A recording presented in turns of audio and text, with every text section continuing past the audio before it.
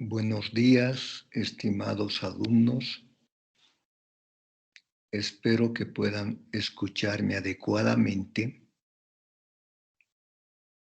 Vamos a ver un nuevo tema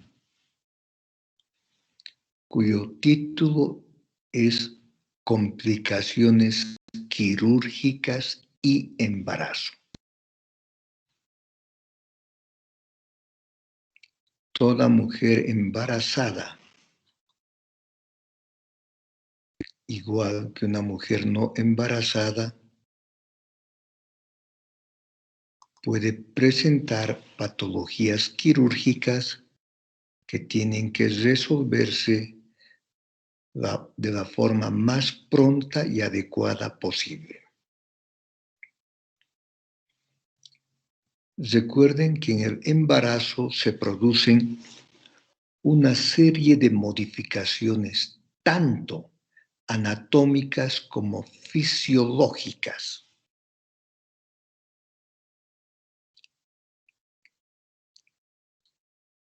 que implican cierta dificultad para el diagnóstico de una patología quirúrgica.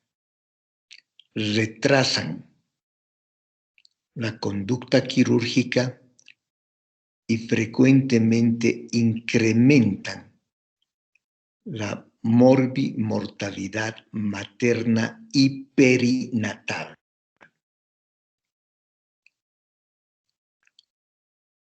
Con cierta frecuencia se observan complicaciones, por ejemplo, una peritonitis por perforación apendicular. Recuerden que es una mujer embarazada con un feto en la cavidad uterina. Para proceder a realizar un procedimiento quirúrgico hay que estar bastante seguro del diagnóstico, estar conscientes de los riesgos que esto implica, no solo para la madre, sino también para el feto. Y repito, muchas veces existe dificultad para el diagnóstico por todas las modificaciones que se producen durante el embarazo. Luego, existe cierto temor, porque de alguna manera implica un mayor riesgo materno-perinatal. Pero, si realmente es un cuadro quirúrgico, debe procederse a la intervención para solucionar el problema. Frecuencia. Se considera que 2 a 3 de cada 1000 mujeres embarazadas presenta un cuadro quirúrgico y que requiere una intervención lo más pronto posible. La incidencia no varía con el embarazo.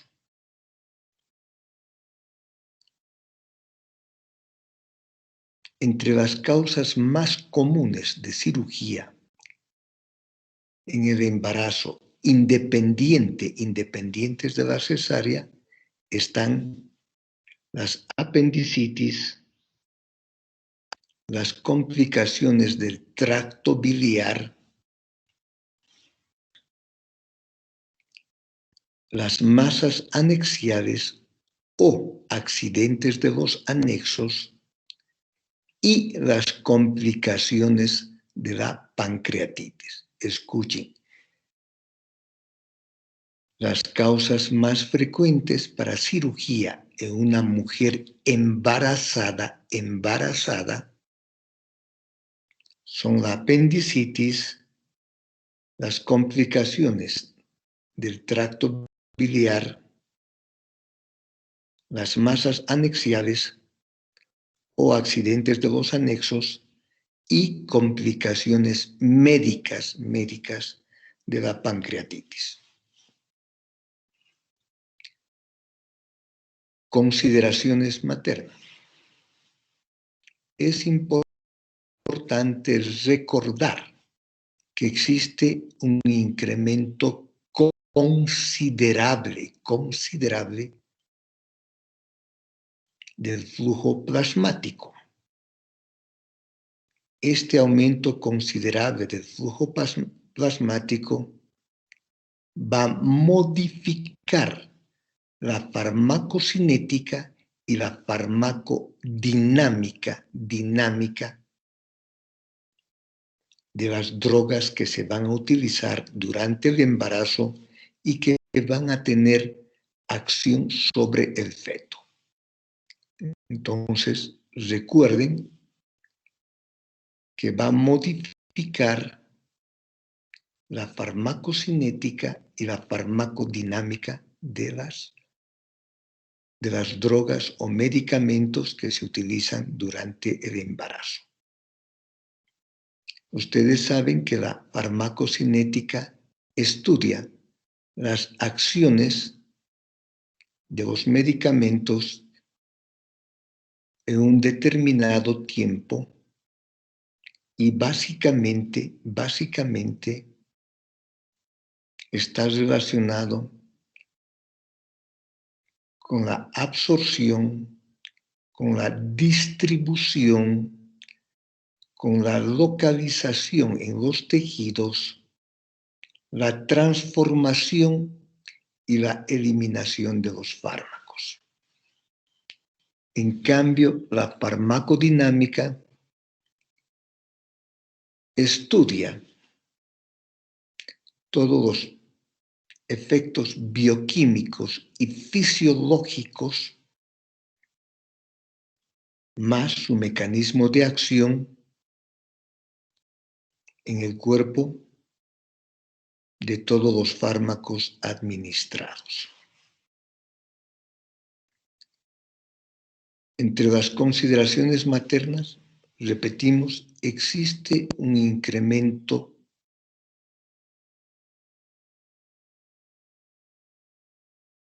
notorio del volumen plasmático. Esto implica aumento del índice de filtración glomerular. Por tanto, los niveles de creatinina y urea se encuentran menores a los niveles normales. Se produce una alcalosis respiratoria, que eso es completamente necesario. Se produce o existe mayor tendencia al reflujo gastroesofágico. El aumento del crecimiento uterino va a desplazar muchos órganos y, lógicamente, al desplazar estos órganos, desplaza los puntos dolorosos de las patologías específicas. Por ejemplo, el crecimiento uterino va a desplazar hacia arriba el punto de McBurney en casos de apendicitis. Por otra parte, el mismo crecimiento uterino comprime la vejiga, comprime el recto, por tanto, dificultando tanto la micción como las deposiciones. Consideraciones fetal.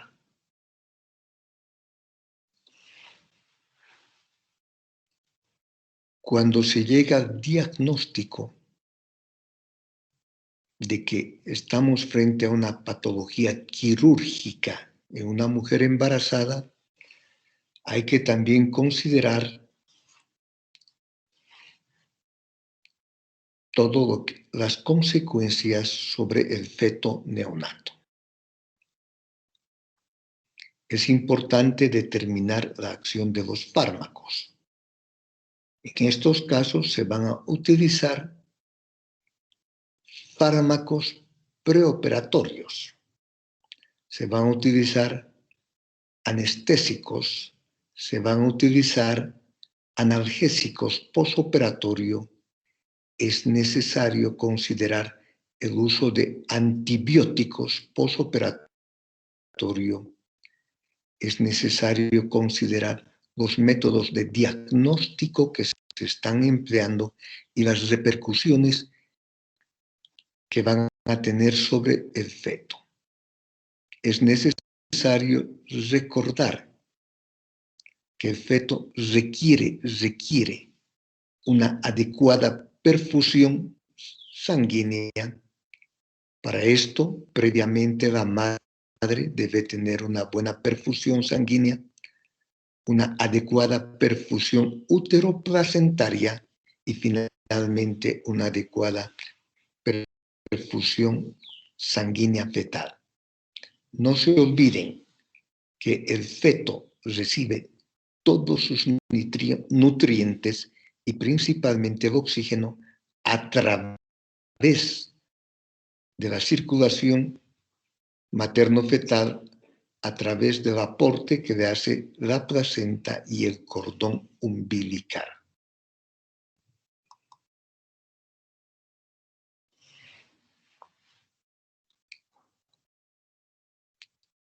El feto,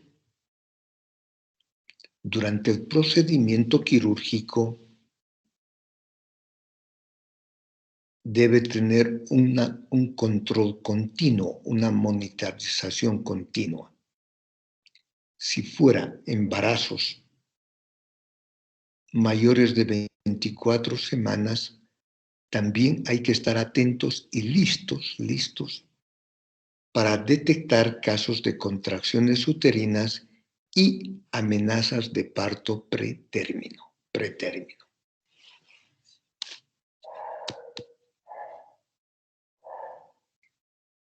Consideraciones diagnósticas. Recuerden que estamos frente a una embarazada con un probable cuadro quirúrgico. En estos casos, el síntoma que más llama la atención es el dolor.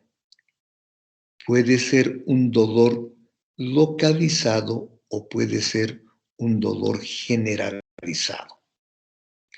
Un dolor generalizado generalmente va a provocar una peritonitis debido ya sea a hemorragia, ya sea a exudados, ya sea a salida de contenido intestinal. Deben recordar la diferencia entre un exudado y un trasudado. Los exudados pueden provocar dolor y datos de irritación peritoneal con peritonitis y signo de rebote positivo. Otro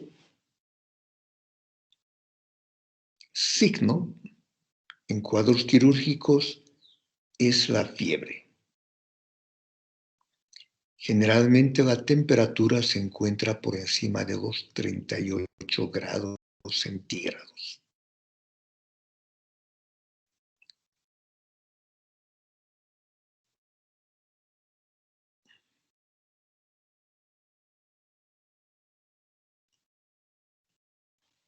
Otra manera de hacer el diagnóstico es con un hemograma y vamos a observar una leucocitosis.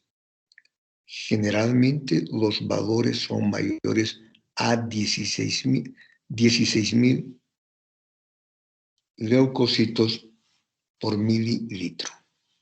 También vamos a observar una neutrofilia y en algunas ocasiones incluso una desviación a la izquierda. También podemos emplear la imagenología para confirmar el diagnóstico. el ultrasonido o la ecografía sigue siendo uno de los mejores estudios complementarios de diagnóstico, aunque en el embarazo tiene sus limitaciones debido al crecimiento intrauterino. En algunas ocasiones podemos solicitar una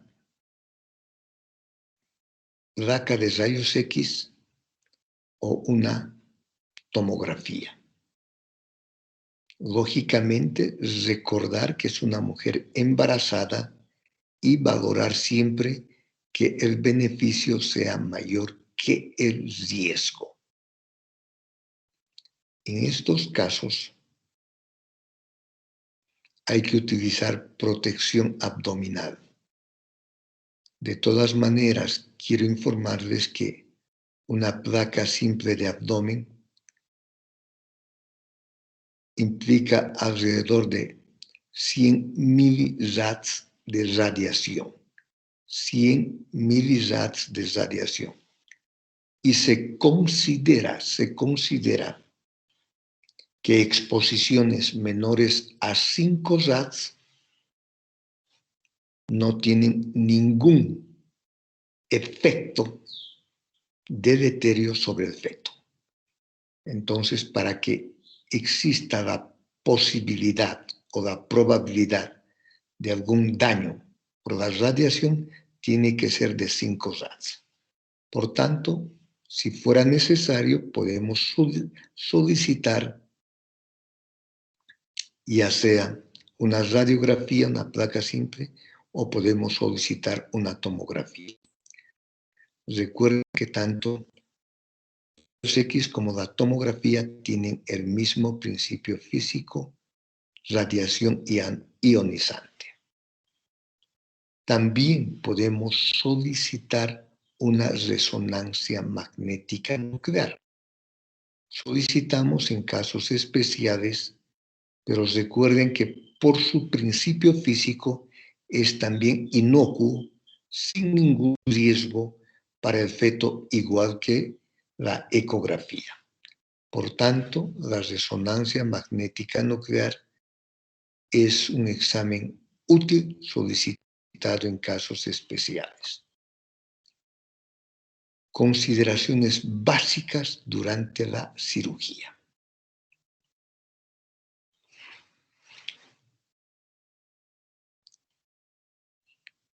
Tanto la madre como el feto deben tener una hidratación adecuada, una óptima oxigenación, más o menos con una saturación igual a mayor al 98%.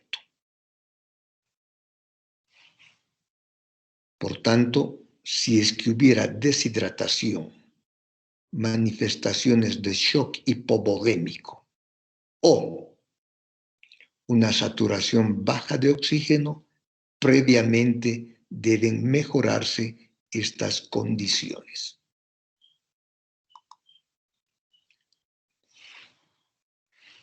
Por otra parte, es importante considerar la analgesia para los procedimientos quirúrgicos. Habíamos mencionado que casi todos los cuadros, o los cuadros más frecuentes, que implican complicaciones quirúrgicas en el embarazo son abdominales. Por tanto, estas cirugías se pueden hacer con bloqueo peridural, con bloqueo raquídeo, que no implica ningún riesgo para el feto. Recuerden que existe un retraso en el vaciamiento gástrico. Existe mayor reflujo gastroesofágico debido a disminución del tono y el esfínter esofágico. Por tanto, en la analgesia es muy importante tomar en cuenta estos aspectos para evitar una broncoaspiración materna. Entonces, repito, el tipo de analgesia más utilizado es la analgesia regional, ya sea bloqueo peridural o bloqueo raquídeo. También se puede utilizar la anestesia general. No implica riesgo fetal cuando la oxigenación es adecuada y sobre todo se evita una broncoaspiración materna. Cuando es un embarazo mayor de 20 semanas, se prefiere una posición materna en decúbito lateral izquierda si es factible.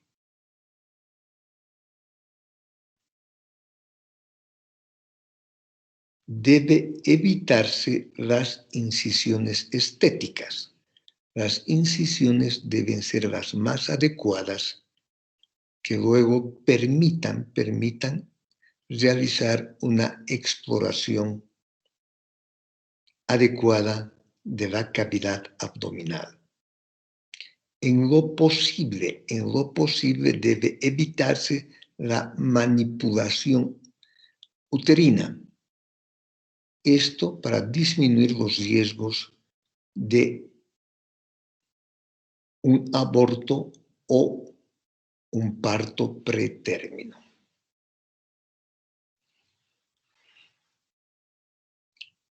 Cuando el feto es mayor de 24 semanas, también es prudente hacer una cardiotocografía fetal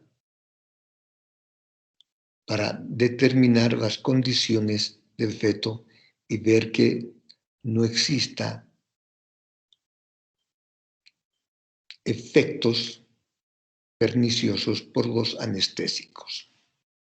También debe controlarse las contracciones uterinas si estuvieran presentes. Es necesario en el posoperatorio utilizar analgésicos y antibióticos que no impliquen un riesgo para el feto. En general, los analgésicos en base a codeína están contraindicados por el mayor riesgo de depresión fetal. Entre los antibióticos generalmente más utilizados están las cefalosporinas de tercera generación porque no implican ningún riesgo para el feto. Una vez concluida la cirugía y en el posoperatorio, debe intentarse alimentación oral lo más pronto posible, así como una deambulación también lo más pronto posible. Como cualquier otra cirugía, puede tener sus complicaciones y entre las complicaciones podemos mencionar las hemorragias, las infecciones, el parto pretérmino y las complicaciones anestésicas. Repito, las mujeres embarazadas sometidas a procedimientos quirúrgicos por el retardo en el vaciamiento gástrico, por la mayor tendencia al reflujo gastroesofágico, frecuentemente tienen mayor riesgo de complicaciones anestésicas que las mujeres no embarazadas. Muy bien, ahora vamos a ver patologías específicas que requieren cirugía. Apendicitis. La apendicitis se presenta con una frecuencia en 1 a 1.500 mujeres embarazadas. El embarazo no incrementa la incidencia de la apendicitis, pero sí el embarazo puede dificultar el diagnóstico y puede retrasar el procedimiento quirúrgico y de esta manera tener mayores complicaciones.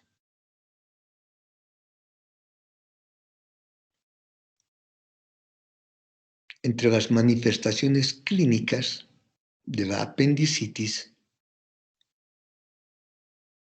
están en general el dolor en cuadrante inferior derecho del abdomen, que implica sensibilidad y frecuentemente rebote positivo a este nivel.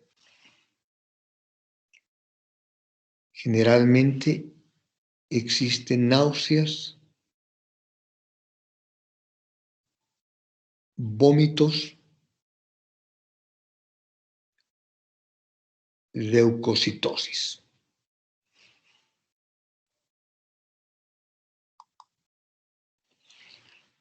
El diagnóstico diferencial de una apendicitis es necesario realizarlo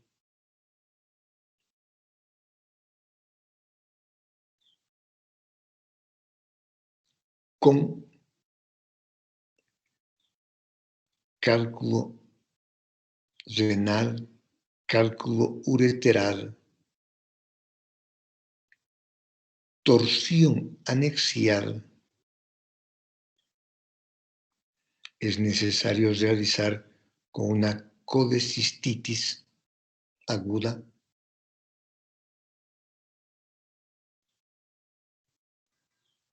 es necesario realizar con una infección del tracto urinario, una pielonefritis. El diagnóstico de apendicitis en el embarazo muchas veces es difícil porque los síntomas y signos pueden estar enmascarados.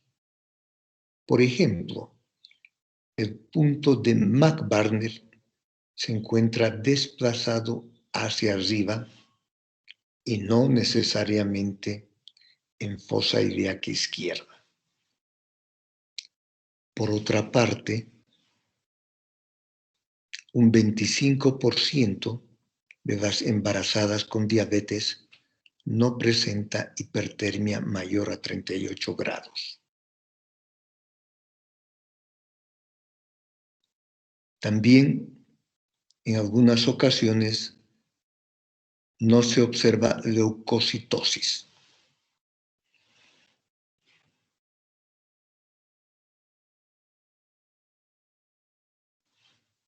Entonces, todos estos pueden haber síntomas y signos enmascarados. Por otra parte, el tratamiento es quirúrgico lo más pronto posible.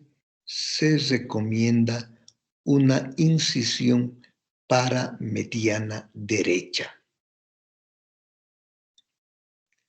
Si no existe complicaciones como perforación apendicular, la técnica quirúrgica sigue siendo la misma, la evolución postoperatorio sigue siendo la misma. En cambio, en casos de complicaciones como peritonitis apendicular, es muy frecuente que se produzcan abortos si esto ocurre en la primera mitad del embarazo o parto pretérmino si esto ocurre en la segunda mitad del embarazo. Entonces, repito, la apendicitis es la causa más frecuente para cirugía durante el embarazo. Existe cierta dificultad para el diagnóstico y atraso en la conducta quirúrgica. Hecho el diagnóstico, debe procederse a la cirugía. Actualmente, un gran porcentaje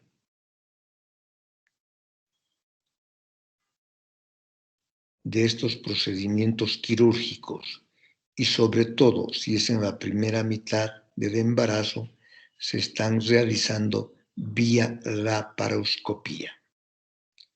Lógicamente, el que efectúa las cirugías es el cirujano general y el obstetra ginecólogo está como ayudante, básicamente para controlar la vitalidad fetal, controlar la probable presencia de contracciones uterinas. Y además, para coordinar el uso de antibióticos, el uso de analgésicos y ver los beneficios de cada tipo de anestésicos. Enfermedad de la vesícula biliar. La segunda causa de cirugía durante el embarazo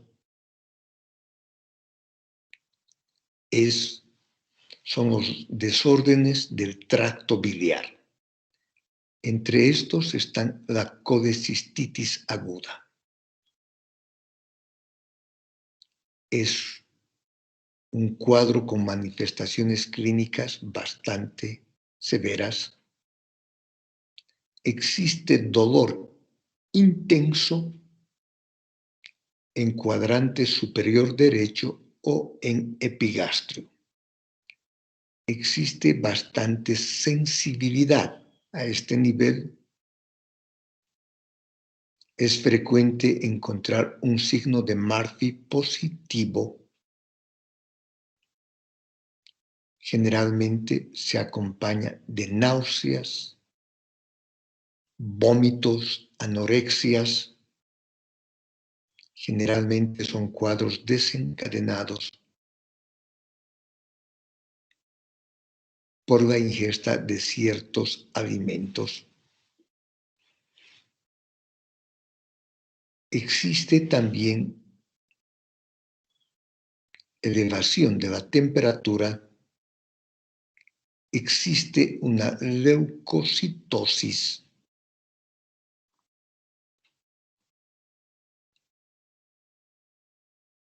El diagnóstico se confirma por ecografía. Y vamos a ver un engrosamiento de la pared vesicular.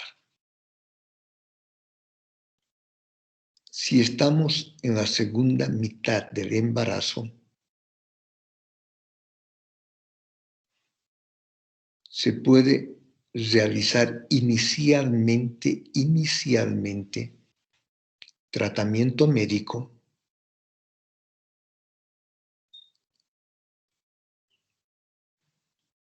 poniendo a la paciente NPO, utilizando antibióticos adecuados y los analgésicos apropiados.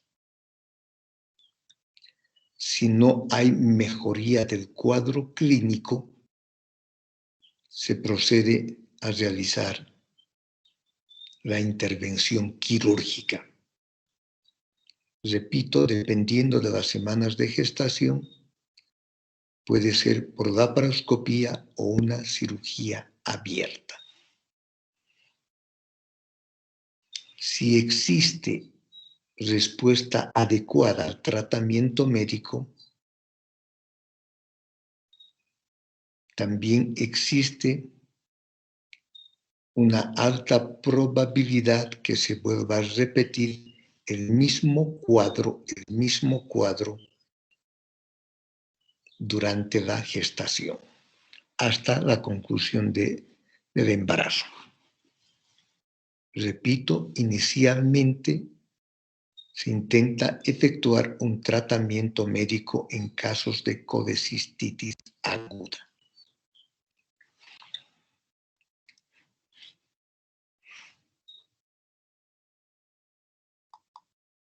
El cólico biliar es un cuadro con manifestaciones clínicas muy parecidas a la colecistitis aguda, dolor y mucha sensibilidad en cuadrante superior derecho o epigastrio.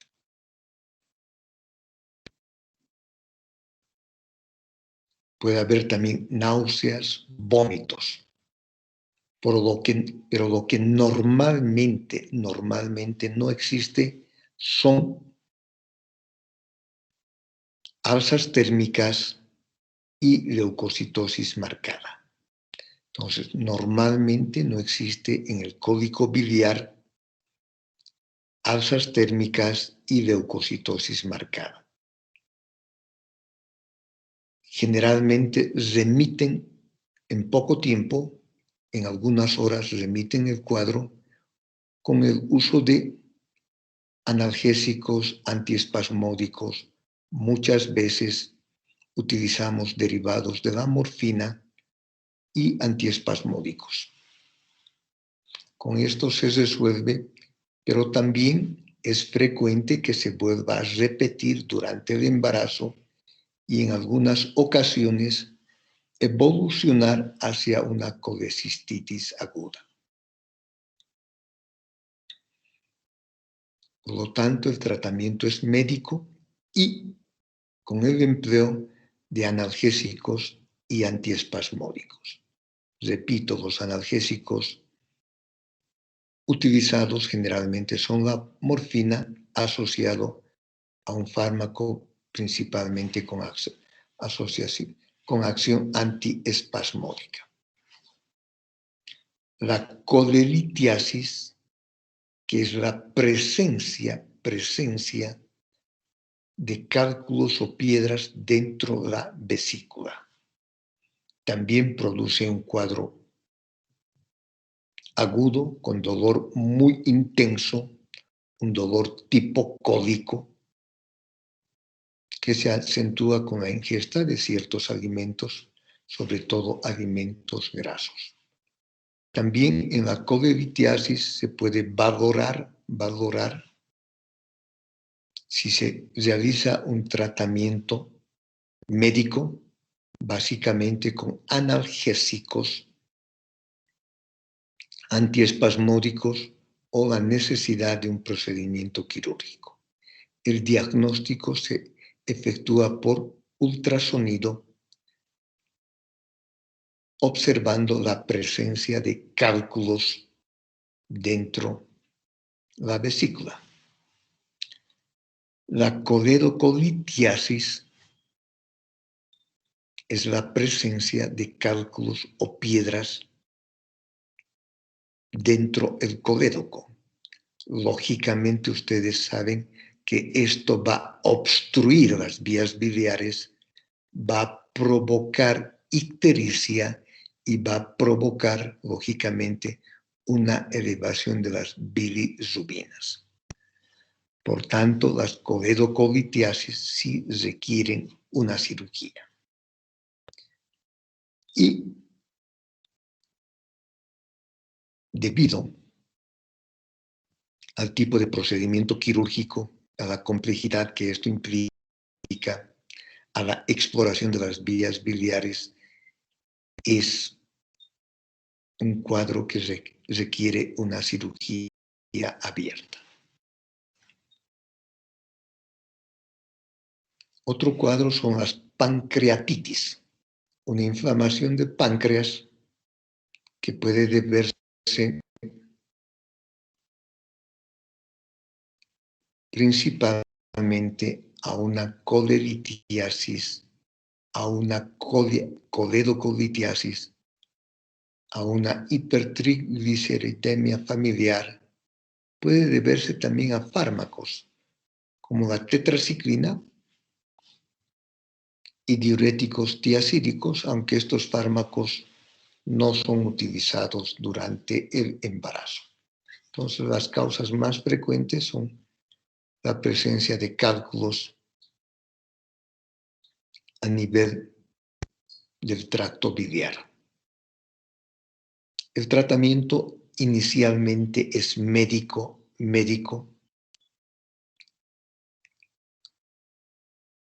poniendo en reposo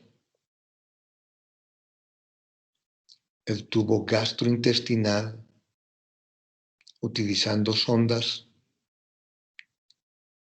e hidratación por vía intravenosa. También se requiere el uso de analgésicos para aliviar el dolor. El diagnóstico se efectúa por laboratorio, donde se encuentran elevados los niveles de amilasa y de lipasa, principalmente lipasa. Solo las complicaciones de una pancreatitis, como la pancreatitis hemorrágica, el absceso pancreático, la ruptura de un pseudoabsceso, requieren tratamiento quirúrgico, y esto implica un alto riesgo tanto materno como fetal. Repito, en las pancreatitis, una vez hecho el diagnóstico y confirmado por laboratorio, pues inicialmente el tratamiento es médico, poniendo en reposo el tubo gastrointestinal. Ustedes saben que clínicamente la pancreatitis se manifiesta por un dolor muy intenso a nivel de epigastrio. También existen náuseas, vómitos. Y solo las complicaciones como la pancreatitis hemorrágica, el absceso pancreático, requieren tratamiento quirúrgico con todo el riesgo que esto implica. La enfermedad de úlcera péptica es un cuadro poco frecuente durante el embarazo. Los niveles estrogénicos elevados durante el embarazo disminuyen el riesgo de una enfermedad de úlcera péptica.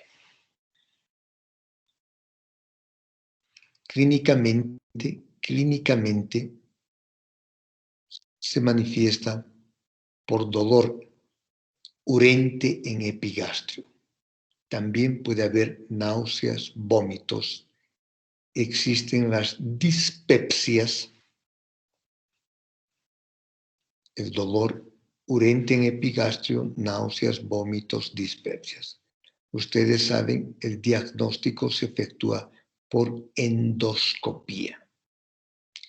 Y el tratamiento va a ser en base a antiácidos, en base a hidróxido de aluminio y a magnesio. También se puede utilizar la cimetidina, la famotidina, la ranitidina. Actualmente ya cada vez se está empezando a utilizar el omeprazol, aunque se está esperando, digamos, directrices de instituciones como la CDS para indicarnos que se puede utilizar sin ningún riesgo el omeprazol o sus derivados. Pero por el momento se utiliza sin riesgo, repito, la famotidina, la ranitidina. Solo las complicaciones, como la perforación de la úlcera péptica, requiere tratamiento quirúrgico. Igual que las pancreatitis, solo las complicaciones requieren tratamiento quirúrgico. Otro cuadro que requiere intervención quirúrgica son las obstrucciones intestinales, que son poco frecuentes y pueden ser obstrucciones agudas, sobre todo por el crecimiento uterino y con antecedentes de adherencias por cirugías previas. También puede haber obstrucciones debidos a vólvulos, o sea, a la torsión, a intussuscepciones, y puede haber también obstrucciones debidos a neoplasias. Inicialmente se tiende al tratamiento médico con la colocación de sondas, ya sea rectal, sondas y una sonda nasogástrica, paciente NPO, y ver la evolución del cuadro. En algunas ocasiones es satisfactorio y puede resolverse la obstrucción intestinal por lo menos hasta la conclusión del embarazo. Si no hubiera una respuesta adecuada pronto, y para evitar el riesgo de necrosis intestinal, hay que efectuar el procedimiento quirúrgico con todo lo que esto implica.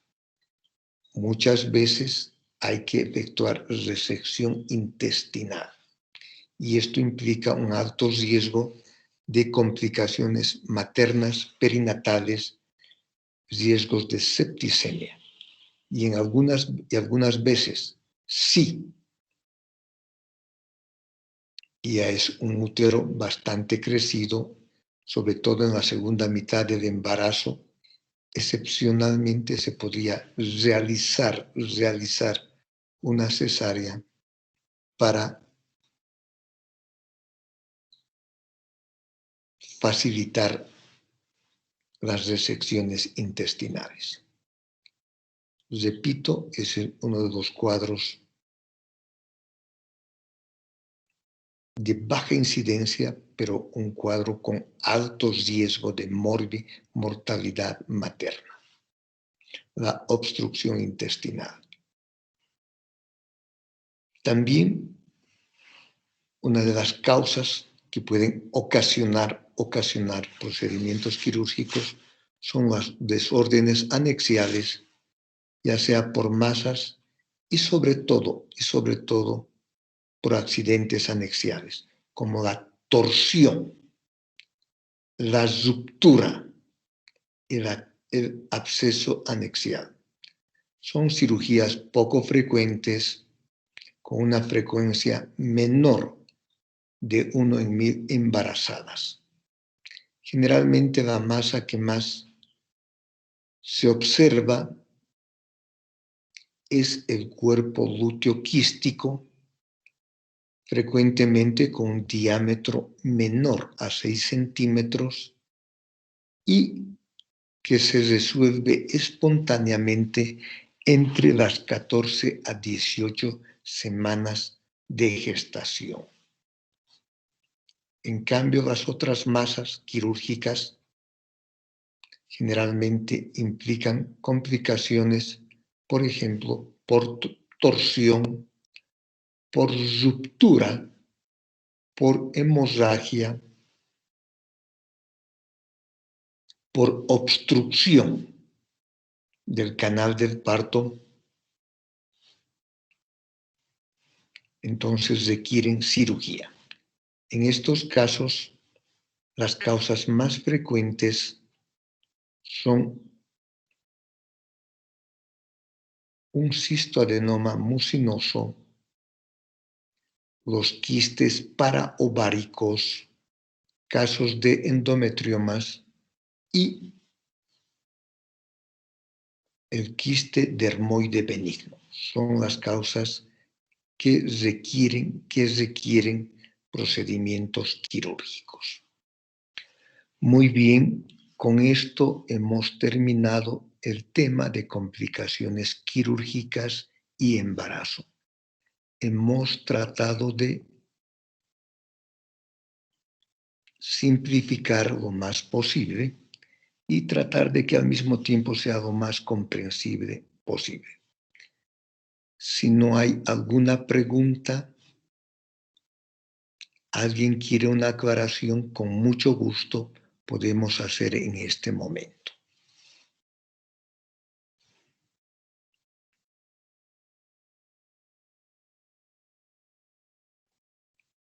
Si no hay más preguntas, por favor, para la siguiente clase del día lunes, estudien, lean fármacos en obstetricia. Es muy, muy importante el tema de fármacos en obstetricia, porque ustedes saben que cualquier mujer embarazada puede tener, ya vamos a entrar en invierno, hasta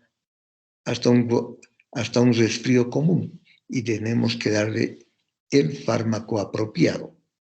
Puede tener náuseas, vómitos, que es lo más frecuente en el embarazo, y tenemos que administrarle, prescribirle el fármaco más apropiado con el menor riesgo posible. Y así, por favor, la pregunta, disculpen. Adelante, por favor.